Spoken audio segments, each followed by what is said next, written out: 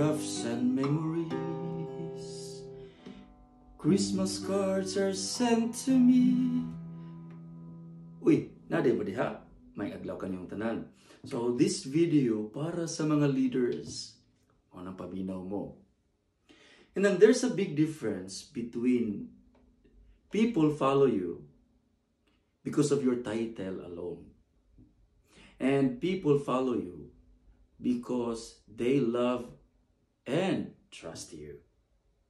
Alright, so speaking of trust, let me share 3 tips para musalig ang tao sa imuha. Okay, number 1, show true love and care. Simply, kung na may gipabuhat sa ila, inunang nimo nga, uy, pag-snack sabay mo ha? Unya ng trabaho, importante atong lawas. Kaya simple as that. Or, pangitagway nga, ma-prioritize nimo ilahang mga panginahanglan sa pagbuhat og task. Ano lang ka simple. Ikaduha, respect their privacy and total personality.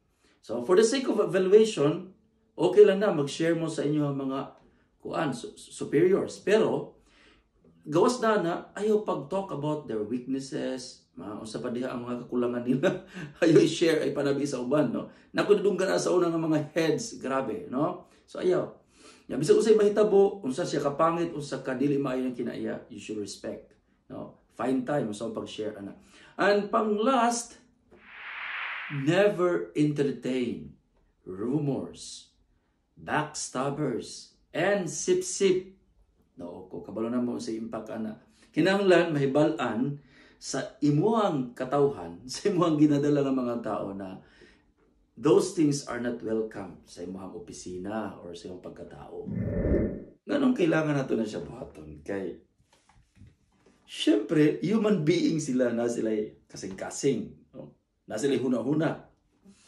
Unya, isa pa bisag unsaon nimo kisi-kisi, mag-strong pa ka diha, mag-implement pa ka, maghimo pa ka ng mga balaod ni gusto nimo. Kung dili niyo makuha ilang love and trust, walay productive and effective result. Puro lang na compliance. Timan nila, believe me. Mao, ayuhan niyo pagdala ang tao. Mula sa puso ba? Okay, so hinaot ko nga maayo yung pagdala sa imong katawhan diha. Nya padayon sa pagkanta ha.